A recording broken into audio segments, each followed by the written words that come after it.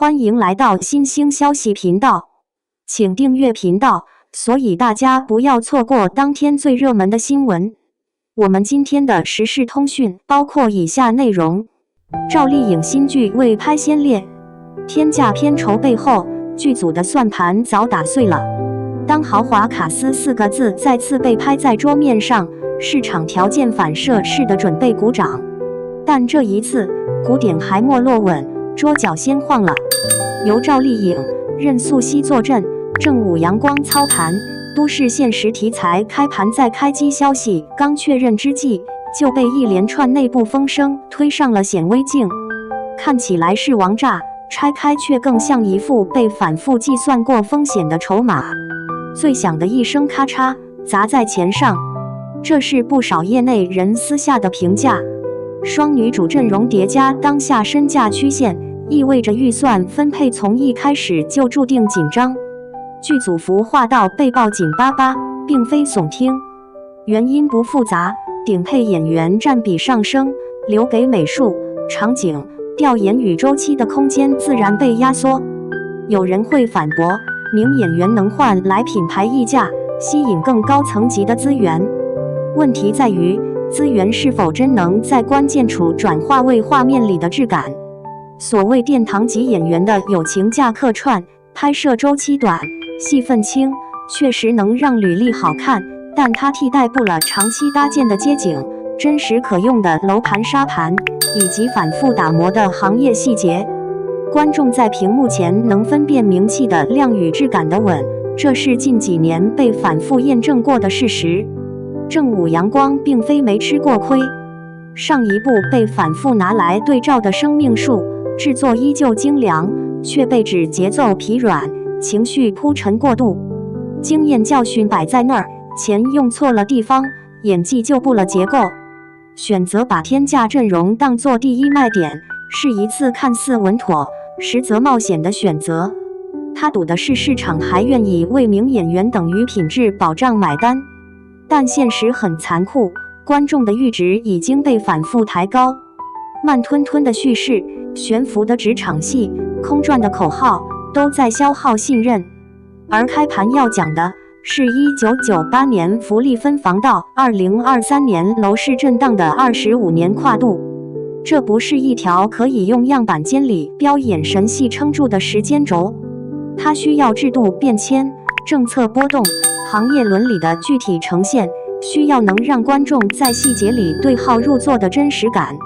如果这些被压缩成背景板，再强的表演也只能在空场里回响。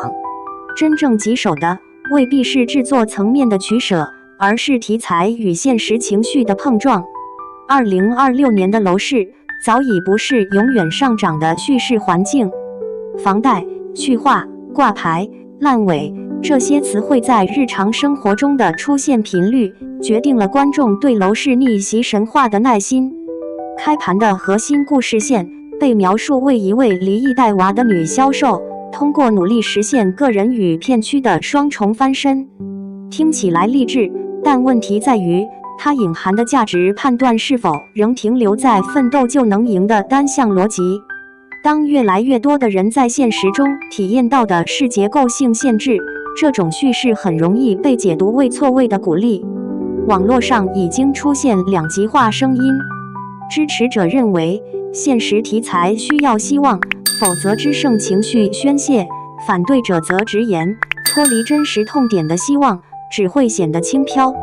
还有一张更隐秘的风险清单，多位业内人士提到，剧组内部存在一份风险提示备忘录，涉及土地财政、烂尾楼等内容被标注未送审重点。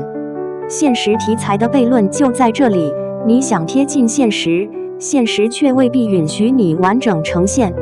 删减与调整一旦发生，最先受损的往往是因果链条，最终体现在观感上的就是逻辑跳跃与情绪断裂。这对创作者是双重挤压，一边是市场期待你够真，另一边是规则要求你够稳。在这样的夹缝里，剧本的骨架能否挺住，取决于前期设计是否足够扎实。社交平台的讨论远比发布会现场冷静。有网友直言，阵容很强，但我更关心他们是不是愿意花时间把行业写透。双引号，也有人保持期待，双女主如果真能把不同阶段的女性处境拍清楚，题材依然有价值。双引号，当然还有更直接的声音，别再用成功学安慰人了，我们更想看到真实的挣扎。双引号，这些评论的共同点不是恶意，而是谨慎。观众并非拒绝现实题材，而是拒绝被敷衍。第一种，保守落地型，能播但不爆，这是业内私下最常被提到的结局。剧集顺利过审，所有敏感点被软化处理，楼市不再是具体问题，而变成抽象背景。女主的奋斗被浓缩为个人选择与情感成长，行业冲突被压缩成办公室内部博弈。这种版本安全完整，没大错，但最大的问题是没牙齿。观众看完只会说一句还行，而在当下的剧集环境里，还行基本等于慢性死亡。第二种，理想主义型，口碑高，风险大。如果主创真顶住压力，把楼市震荡、制度转折、人性博弈拍得足够锋利，这部剧是有机会成为话题之作的。但代价是什么？删减、延期、反复修改，甚至节奏被强行打断。这种情况一旦发生，最惨的不是平台，而是剧本本身。前后逻辑被拆散，人物动机被削薄，到最后观众只会觉得哪儿都不对劲，却说不清问题在哪。第三种，豪华卡司反噬型，也是最尴尬的一种。剧播出后，讨论点彻底跑偏，不是楼市，也不是时代，而是赵丽颖这次选题是不是太安全了？任素汐是不是被写窄了？正午阳光是不是江郎才尽？当所有火力都集中在你们本该更好这件事上，说明观众的期待已经变成失望。必须说句实在的，这部剧对赵丽颖的风险远大于收益。她现在处在一个很微妙的位置。往上，她需要一部时代级代表作，证明自己不只是稳定，而是不可替代。往下，她不能再接一部正确但平庸的现实题材，把自己定死在安全区。网友对此看得非常清楚，有条高赞评论说得特别狠。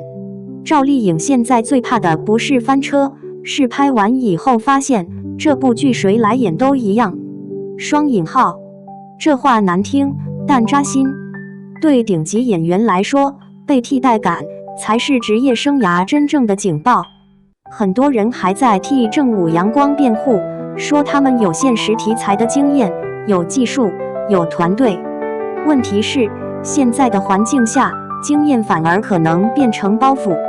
他们太清楚哪条线不能踩，哪种表达最稳妥，于是创作很容易滑向自我审查优先，先把所有风险排干净，再往里填内容。但现实题材一旦失去不确定性，剩下的就只是一套被磨平棱角的模板。网友对此也不客气。正午阳光现在拍戏像在做风险管理报告，所有情绪都在可控区间，所有人物都不会真正失控。双引号，听着是不是很专业？但戏剧恰恰需要失控，不是大家突然变刻薄了，而是被类似的作品消耗太多次。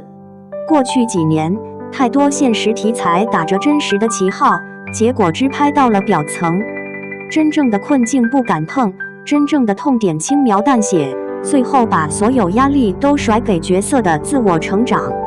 现在观众已经学会了提前预判，一看到逆境翻身女性励志时代洪流，第一反应不是期待，而是条件反射地问一句：你敢不敢不成功？